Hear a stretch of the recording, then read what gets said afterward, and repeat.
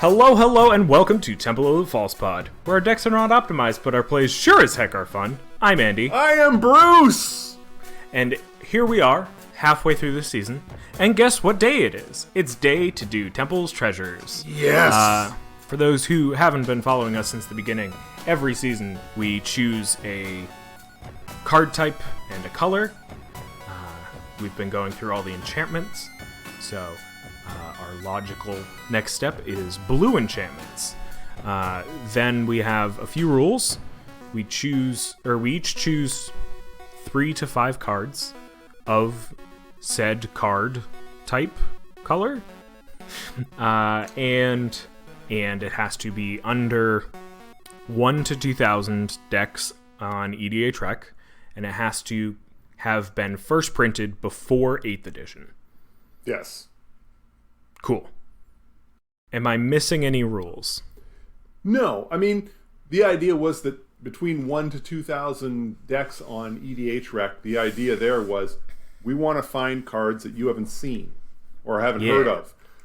The fact that, I could include propaganda on my list. Well, that's... Everyone knows propaganda. Right. Everybody knows propaganda. The whole point of this is to provide you with a handful of cards you've never heard of before, and then take those under consideration for some of the decks that you have. We want to open up the possibilities and give you some cards that will make other people reach across the table and say, "What is that?" Yeah, and I think for me, it really helps kind of find these budget choices where you want to be able to do certain things with your deck, but sometimes the tech for that is a little pricier. And it's just nice to see all the things you can do within a color. Right. And having said that, we don't consider the actual dollar value of the card.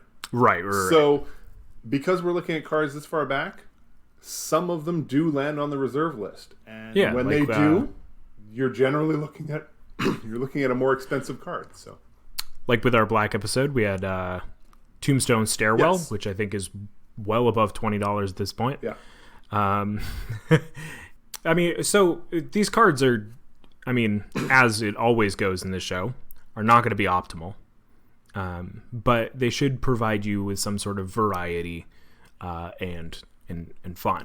So yeah, a lot of these cards, we're gonna tell you what the card does, and you're gonna say that makes no sense for this deck, and I'm gonna say yes, you are absolutely correct. It makes no sense for that deck. Generally speaking, when we're gonna find a card that doesn't show up in a lot of decks on EDH Rec, it's because it tends to be a card that works out really well in a particular deck. Very niche, yes. Yeah, in a niche. It's going to be tough to find cards that are that old that haven't, if they're good in multiple decks, why aren't they in multiple decks? We've sort of reached that point now. So keep in mind, we'll generally try and point out what kind of decks we were thinking of when we talk about the cards. So, So Andy, we should probably get going.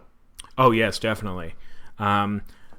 We have a handful. Going into blue, there, I'm sure, were two. The biggest problem was a lot of these cards, a lot of blue enchantments in general, see a lot of play.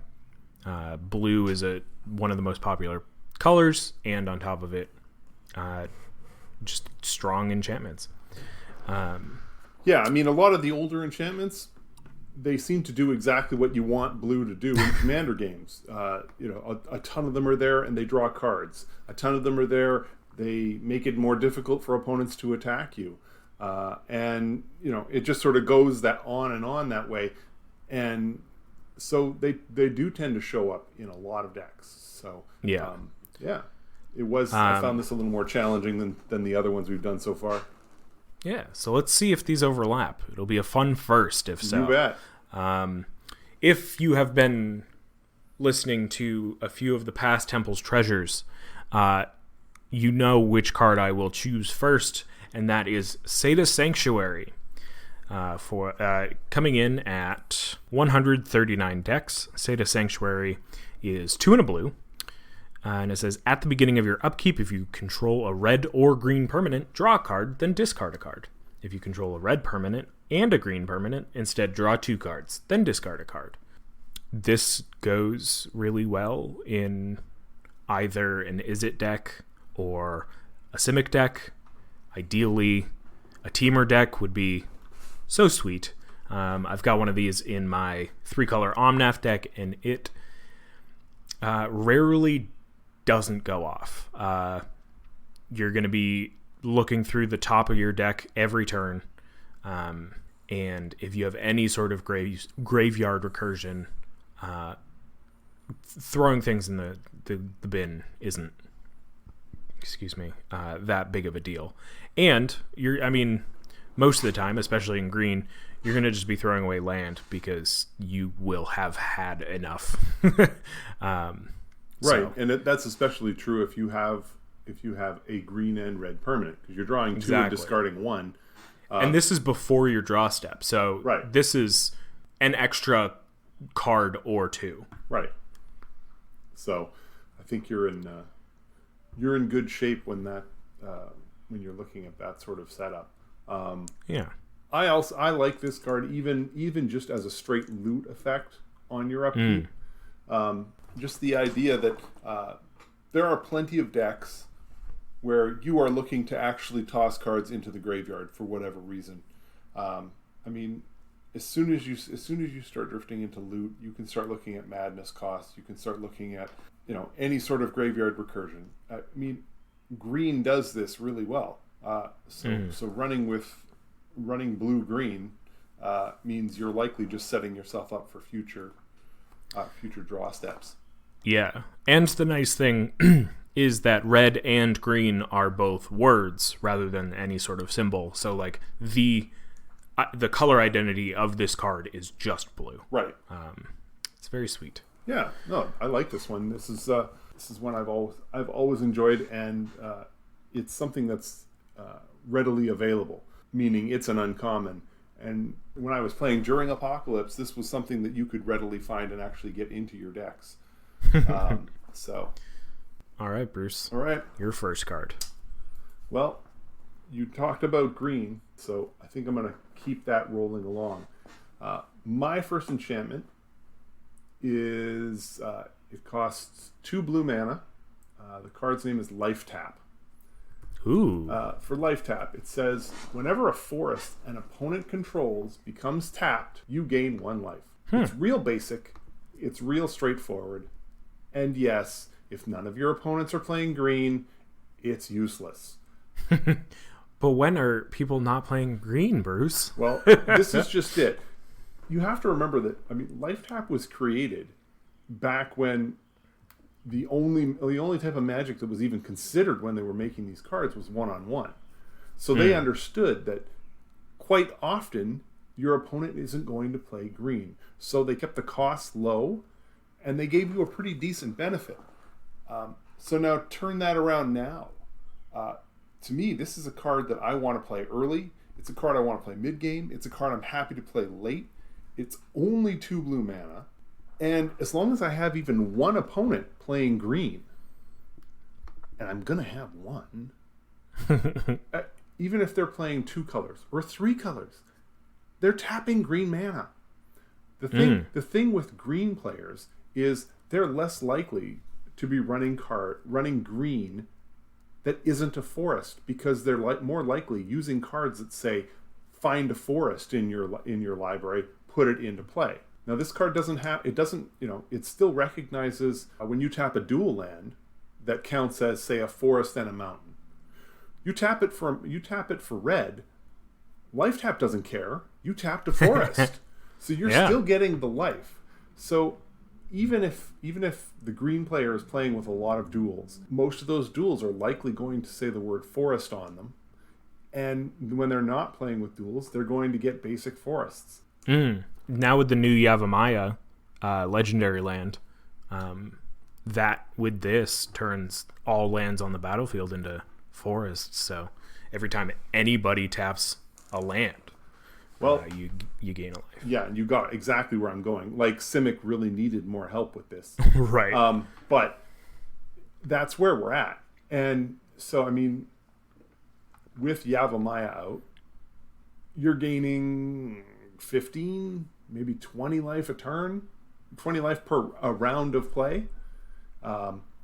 Especially when you get to the late game, if you're not playing with Yavimaya and you do only have one opponent, they're going to tap at least 3 forests every turn. They're playing green. They're going to use it. So you are going to be gaining some amount of life every turn. And I think worst case scenario, you're probably looking at 3 life per round. And that might go under the radar for a couple of turns, but it certainly isn't going to stay there for very long. Once your life total starts drifting well over 40 or, climbing significantly every round. And don't forget, when we hit the late game, as soon as the green player starts tapping 15 mana, if even half of those are forests, well, then you're looking at another 7 life, and that's just from that one round, just from that one player tapping. And that'll make all the difference. Yeah. I think what's kind of nice with this, too, is that it does that stacks type thing, but it's much less overbearing. Like nobody's going to think twice about the benefit they're giving you by tapping a forest. Right. And that's certainly that's not going to make them stop doing it. Right. I mean, honestly, if you're playing against a Simic player, then you know what? If they're tapping all their blue mana to pay the generic, the colorless costs on all their spells, I'll take that. That's a win for me. Yeah. Tap out your blue mana and leave you with only green on my turn. I'm A-okay with that. I like the card specifically because I don't want to build around it. I mean, if you want, you can add other cards that, tap opponent's lands or an opponent's permanent. You just tap in it. Whether it's tapping a creature to try and prevent it from damage, as long as you've got a card that allows you to tap an opponent's land, you can gain the life. But that's just ridiculous. I'm not going to add cards to my deck just so I can tap your land to gain a life. Especially if it's just 1 life. Right. This is a card that you just add to the deck because I need a little life gain. I need my opponents to be a little more, perhaps a little more careful about how they're tapping, what they're paying for every turn. Yeah, you need it incidentally. Like, you need the incidental life gain so that it happens and nobody really thinks about it, and then all of a sudden you're 10 life up from where you were. Right. This card is not your game plan for the deck. This card is just there throwing in some life. Unless you've got 3 opponents all tapping forests. I'm not sure how quickly people are going to make an effort to get rid of it. Yeah. You are gaining some life, but as long as you're not gaining obscene amounts, most players are A-okay. I mean, how many times have we seen the white player gaining a life every time a creature comes into play, and then being allowed to have those creatures in play for 7 rounds, and they end up gaining 15, 20 life, and nobody even tries to kill the creature. If people can get away with that, then certainly they can get away with having an enchantment that gives you 1 life when somebody taps a forest. Yeah. So life tap in 52 decks according to the EDH rec. Yeah. My next card is a blue enchantment. Surprise, surprise. It's in 472 decks. It's called War Tax. It's 2 and a blue. And it says it has an activated ability where you can pay X and blue, and creatures can attack this turn unless their controller pays X for each attacking creature. I found this very interesting because obviously it would be better if it was can't attack you, or if it was like all the time. If you just could, if it was like X and a blue, put counters on, people can't attack for unless they pay how many ever counters type thing. But I feel like because this activated ability can be activated at instant speed, you just kind of wait until the person that you're most worried about is taking their turn. You wait until they're going to combat step. Maybe politicize it a little bit and be like, look, I won't activate this unless you agree not to attack me, or even just force them to do it if they've tapped out before their combat step. You activate it for, even if you're just putting 3 blue into it, or a blue and 2 other generic mana, having them pay 2 for each attacking creature, that's attacking anyone too. Granted, you put that tax on them, they're going to come after you, but making them pay is very big. Yeah. The best part about this card is, okay, 1, you're a blue player. You're probably going to have mana available. So on your opponent's turn, before they get to combat, so are you attacking me? Right. And you make it really clear that if the answer is yes, or if they don't give you an answer, then those creatures aren't going anywhere, because you will tap enough mana to make sure they don't. The best part is, how many times are players going to say, I'll attack somebody else? And then you don't even have to tap the mana. It costs you nothing. Now, and with the flip side, if you do it to, because generally there's one person at the table out of the 4 of you that has this huge board, and you will obviously use this on their turn. Doing that also helps your other opponents. So they will, you could potentially use that as more political fodder to be like, look, I helped you out last turn. Don't. Or, proactively be like, look, I'll help you out this turn if you don't come towards me next turn. Right. Because I'll be tapped out or whatever. Yeah, this is the political version of propaganda. Because propaganda just sits there and says, don't come at me unless you're willing to pay 2. In other words, don't waste your mana coming at me. War tax says, who are you going after?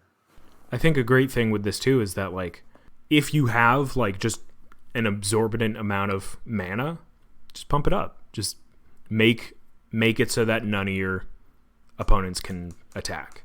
Also, great thing with this is goad is coming around a lot more as a mechanic, forcing people to attack, and forcing people to attack if able.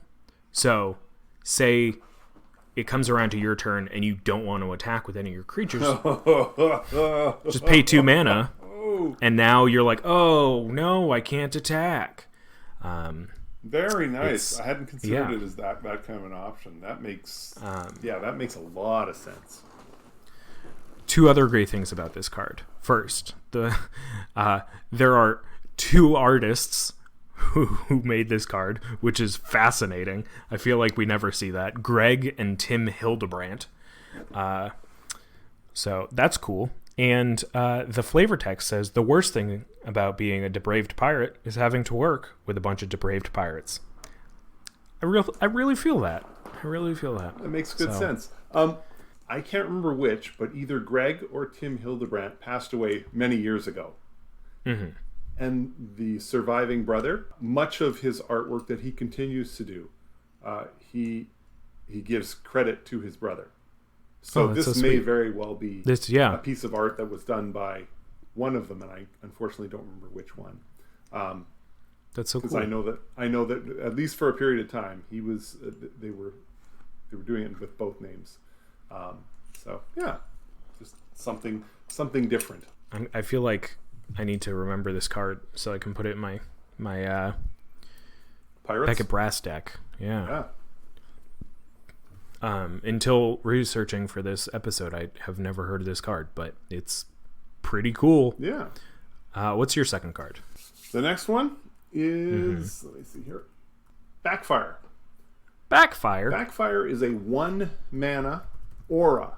Now, I rarely choose auras for just because it just encourages people to go after my creature and destroy it. Well, Backfire is a little different because I'm not putting it on my creature, I'm putting it on your creature.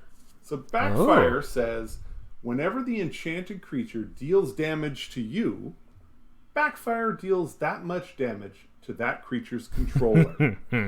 So, I put it on your creature. So I put it on your 5/5 creature. And you swing at me. And I don't block. I take 5. And you take 5. It seems fair. Now, this obviously, it doesn't stop somebody from attacking you. They can still swing at you if they want.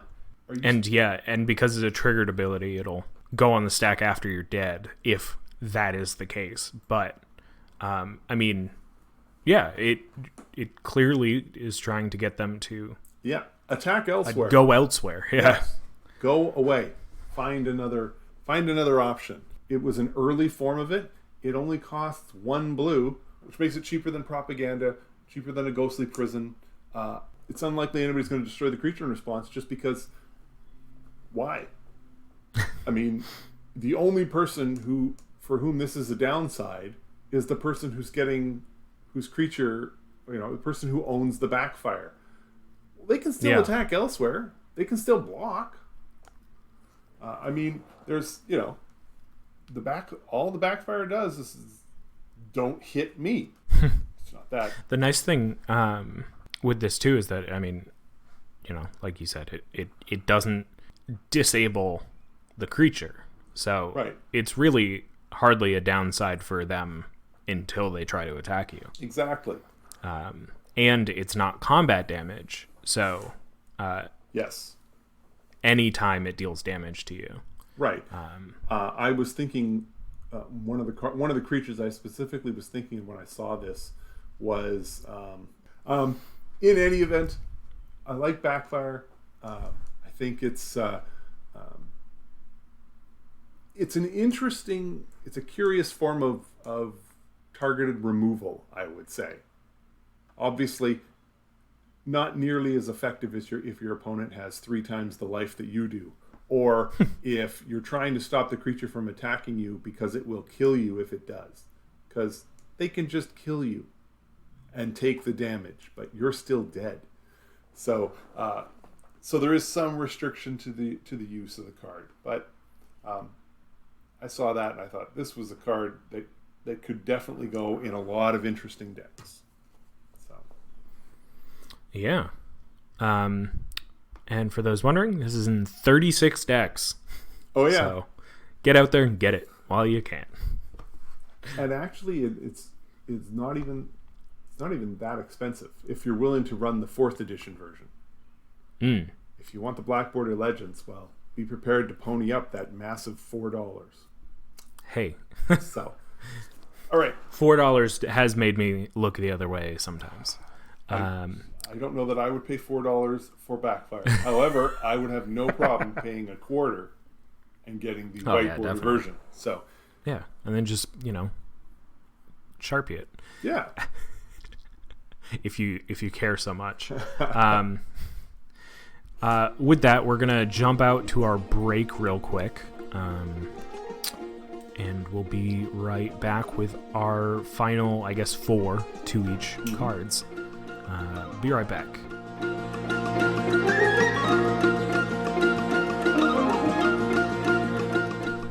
This episode of Temple of the Falsepot is brought to you by Malcolm, Keen-Eyed Navigator.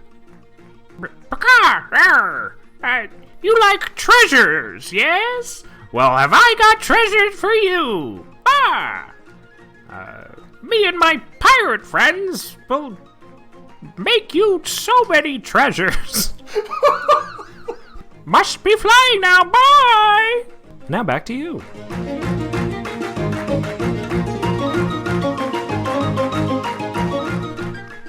Wow, hey. What a special guest. Always a pleasure to hear from you. I know you just went, but do you want to start off this back half? Sure. I'll start the back end. My next card. I searched for it, found a whole bunch of cards because, well, it has a relatively common name.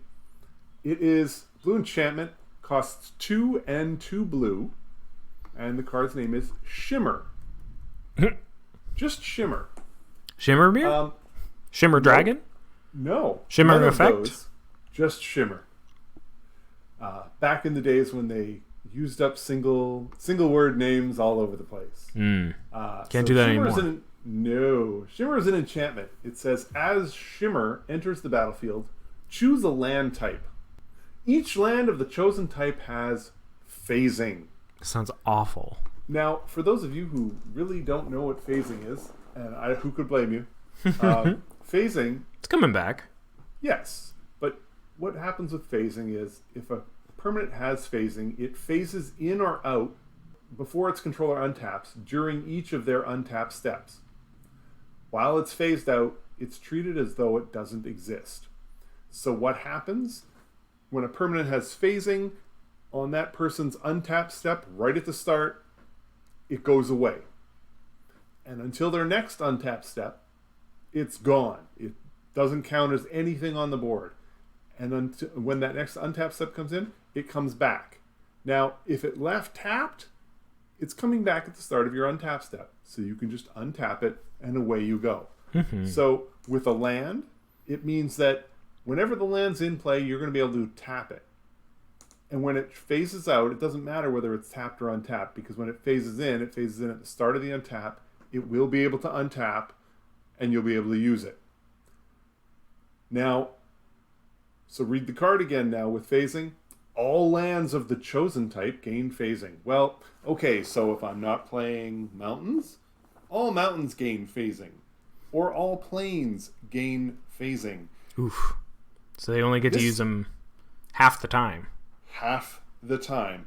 Suddenly, all forests gain phasing.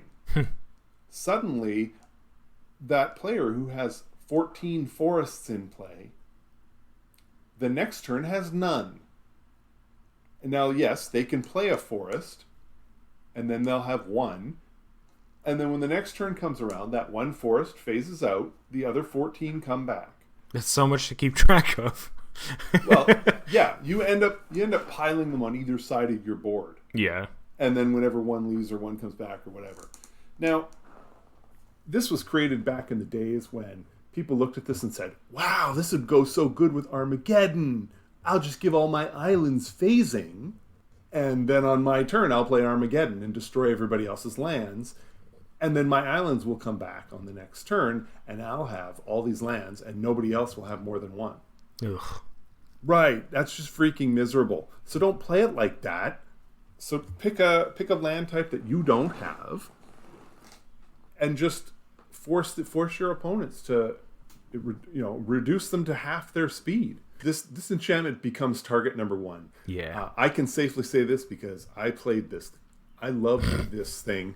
For somebody whose decks were not very strong, it was a great way to slow people down. It also puts a big fat target on your head, because if they can't get rid of your enchantment, well, then they can do the next best thing and just get rid of you. Yeah. So play it early. To keep in mind. Yes. Also, a thing to keep in mind is that phasing in does not count as entering the battlefield. Right. And phasing out does not count as leaving. Right. So this does not trigger landfall abilities. So don't target or don't choose your own land type. You will be sorry. Or as Bruce would say, sorry. Sorry. Something else to consider. You're choosing a land type. You're not necessarily choosing every land that makes that color mana. So if you have an opponent who's running duels and the duel doesn't say mountain, then it doesn't phase out. So maybe they may still very well have access to red mana that turn, just less of it. I mean, I've gotten around this a couple of times doing that as well. So Shimmer coming in at 155 decks. Yes. The other part with Shimmer, it is on the restricted list. It is pretty pricey. It's $11. So yeah. But in any event, Andy, your next card. My next card is not on the. Oh my god! And it's another Greg and Tim Hildebrandt. Oh. It's not on the restricted list. It's an aura for 1 blue. It's Sigil of Sleep. It is in currently 997 decks. So button up close to that 1,000. But it says enchant creature. Whenever enchanted creature deals damage to a player, return target creature that player controls to its owner's hand. This pairs nicely with Viridian Longbow, or honestly any sort of Tim kind of prodigal sorcerer. Or honestly, if you've got unblockable creatures or trample, and you're just trying to get rid of any of their tapped creatures or any of their big things, you will find a way to deal damage with that creature. To bounce any creature any player controls just by dealing at least a single damage to that player with that creature is pretty powerful. Yeah, now you've already said this, but it's just to be clear, this is damage, not combat damage. So yes. So a creature that taps to do a point of damage can activate this. Just as a creature that can do a point and a point and a point and a point can also do this. Well, okay, so take your Pestilence Demon and attach Sigil of Sleep to it. Now, Pestilence Demon reads for 1 black mana. It deals 1 damage to each creature and each player. So, each player takes a point. Now, that means the enchanted creature has dealt damage to a player. Return target creature that player controls to its owner's hand. Well, it's done 1 point of damage to all of the players. Yeah. So, you can be returning multiple creatures, well, 1 of each, 1 from each opponent, back to their hands. And on top of that, you're doing a point of damage to creatures. The best part, though, is that you can then tap another black mana and do it again. Because then each opponent is taking 1 point of damage. And then they each return 1 card back to their hand. And, of course, you're targeting the most expensive of their creatures. Right. And you can easily clear their board and then right. I mean, Pestilence away. Demon by himself can clear boards pretty well. But when you start adding in the idea that for every 1 mana, you're bouncing a single creature from each of your opponents, and it's the one you want most gone. I mean, wow. Yeah. I've seen, as long as it's targetable. Right, and I've seen Sigil of Sleep used not on Pestilence Demon, but even just with a creature that has the ability to do points of damage, repeatedly, and it can be just absolutely miserable to have to play against. It also doesn't say anything about it having to be an opponent. So if you have a creature that has an ETB ability that doesn't cost a whole lot, you can target yourself, take a point of damage, return the creature to your hand, recast it, and get that ETB ability again. If that's worth the Didn't effort. even think of that's that. Worth the effort. Yeah. So, yeah. All right, Bruce. Okay. Let's wrap up your list. All right. What do you got for me? This is one of my favorite enchantments in blue. Mostly because I tend to play it with some other cards. Well, let me explain what it is first. The card is called Douse. It costs 2 and a blue. It's an enchantment, and it reads for 1 and a blue mana, counter target red spell. Whoa. So this means I don't need to have a counterspell in hand. I'm showing it to you right on the table. If I have a blue mana and 1, and you want to play a red spell, I can say no. Anytime. I am allowing you to play red spells only because I choose to let you play red spells. That's the kind of control that this thing has, and it completely shuts down red. But more importantly, you can play it with a whole host of other spells which allow you to change the word on the card to a different color type. So I tend to play it with, there we go, Alter Reality. Sure, that's good enough. So if you play with Alter Reality or other cards that do the same thing, now Alter Reality just says, change the text of target permanent or spell by replacing all instances of one color word with another. Now, Alter Reality also has flashbacks, so if you need to change it back and forth, you can. Basically, what I end up doing with this, when I'm looking at Douse, is to, I play Douse, and then consider whether or not there's enough red on the board for it to be worthwhile to leave it as red. And if I'd prefer, if the opponent that's giving me the most trouble is playing black and green, I can change it to black or green. However, whatever I decide I want to do. And this is another one. Your opponents have to get rid of this. They absolutely have to. And honestly, if I'm playing an opponent that's playing black and green, the first thing I'm going to do is I'm going to counter target green spell. Because green is going to be his only way to get rid of enchantments. So now he's going to have to burn a black spell that targets a permanent as opposed to anything else. You just made it so much harder. Now, yes, maybe black is their priority, and now they're going to have to focus on that. But you have just cut the strength of their deck by at least 40%. It's just, it is a miserable spell to have to play against. And I will say that with commander decks, obviously you're looking for that other card to make the change in the color. So you're going to need to have multiple cards that do that. But Douse has been great for me. I've run it in a lot of my 60-card casual decks just because... Not so much because I want to play multiple copies of Douse, but because I can play multiple copies of cards that allow me to change the color of a card, the color listed on a card.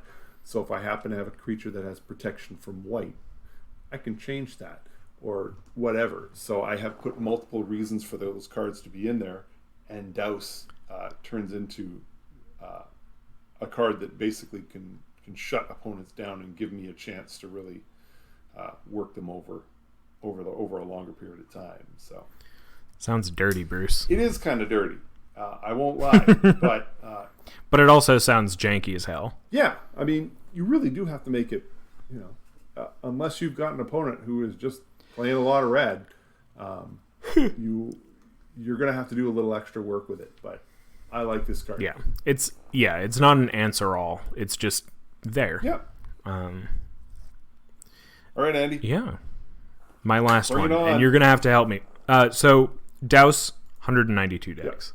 Yep. My last one, and you're going to have to help me with this one. Because I've seen it played, and I'm always amazed by it. Works real well in any sort of graveyard deck. It is in 529 decks. Okay. It's called Attunement for 2 and a blue.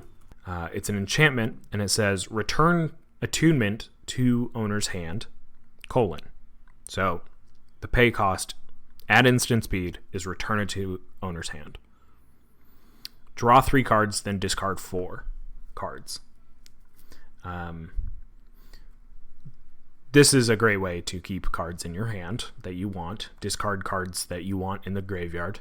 The fact that this is so hard to destroy is astonishing. Because somebody targets it, you return it to your hand. They just wasted their mana. They probably knew that they were going to. This obviously kind of bites if you have no cards in hand or 1 card in hand, unless you want to just get everything into the graveyard. But yeah. Yeah, I mean, realistically, that's what attunement is trying to scare you from. Right. If you have no cards in hand and somebody targets it to get rid of it, well, you can't really return it. Because you're going to return it to your hand, you're going to draw 3 cards, and then have to discard all 4 of them. This is not where you want to be going. So, obviously, if you have no cards in hand, this is a bad card. But you're a blue player. Why do you have no cards in your hand? Just draw more. Exactly. As long as you have 2 cards in your hand, then you're going to be golden, because you'll have 2. You put the attunement in, that's 3. Draw 3, you'll have 6. Now get rid of 4. Okay, you keep the attunement and your best card, and you're still good to go. I mean, this is looting like a spectacular loot is basically what this is. And yes, if you're looking to load up your graveyard, this is a great way to go. If you need threshold, if you're looking to have various types of permanents in your graveyard, if you're running just straight recursion and you need big creatures in your graveyard, if you're just trying to draw down into your deck for the best cards, or you're looking for a combo piece, this is a great card. There's so many reasons to run this particular card. And yeah, I mean, obviously there are plenty of decks where this is a big mistake, but there are plenty where it's not. Yeah. Yeah, I mean, like you said, like, as long as you have, I think, over, 3 cards, which is likely because you're playing blue, you're essentially, for the price of discarding a card that you already have, you're finding the best card in the top 3 of your cards. Right. And it's amazing. Yeah.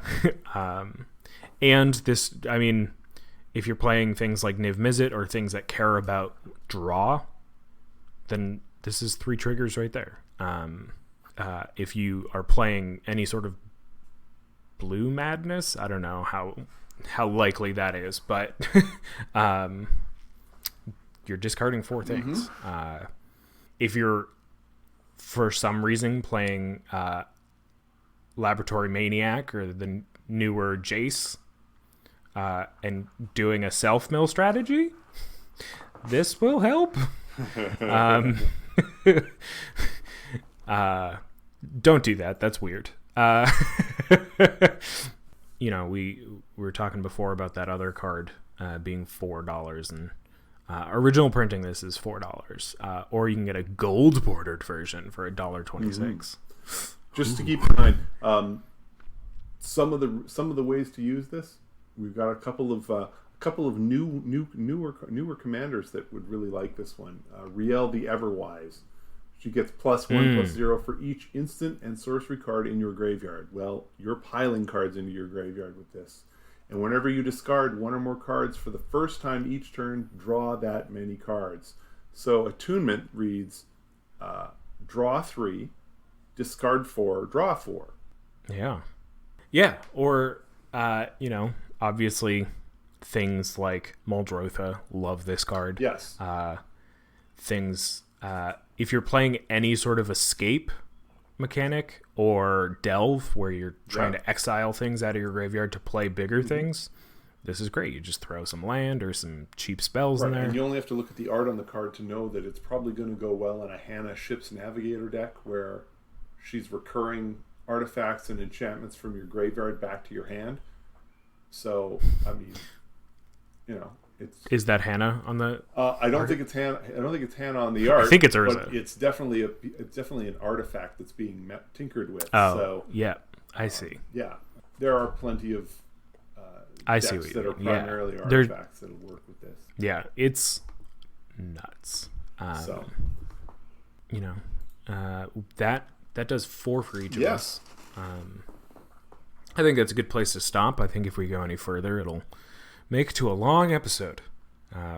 But that wraps up our blue enchantment episode of Temple's Treasures, which means there's only 1 color left.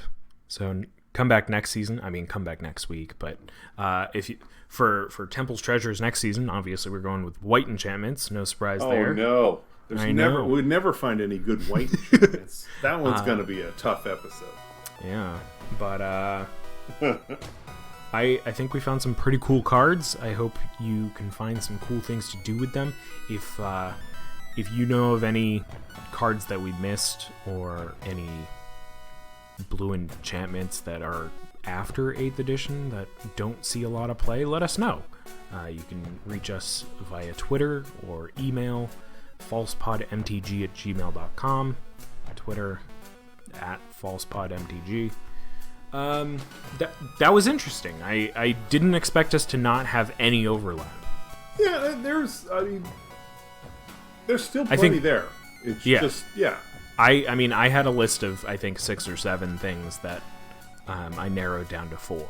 And you didn't overlap any of mine. I don't know if I overlapped any of yours. No, you didn't. I also had a list of about 7.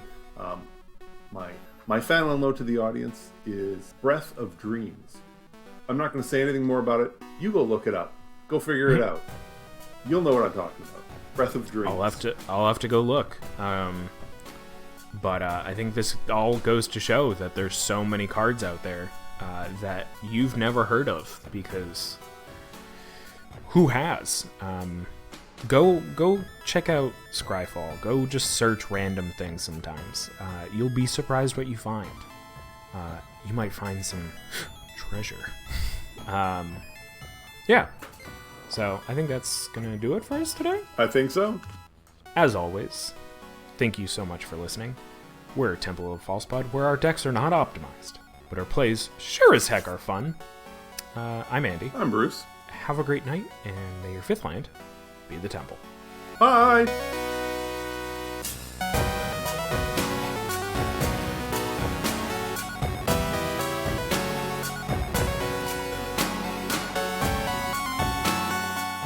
Hey everyone, Andy here. Thank you so much for listening to this episode of Temple of the Falsepod.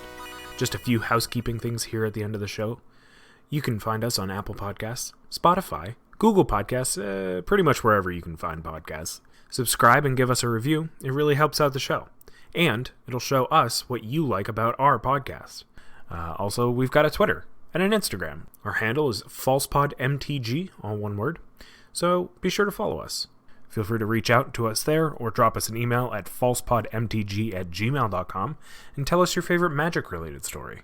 We'd love to hear from you. Thank you again to you and to Bruce. He's Mana Burned on Twitter, and I'm Andy Weekend on Twitter and Twitch. We're Temple of the Falsepod, where our decks aren't optimized, but our plays sure as heck are fun. Have a great night, and may your 5th land be the temple.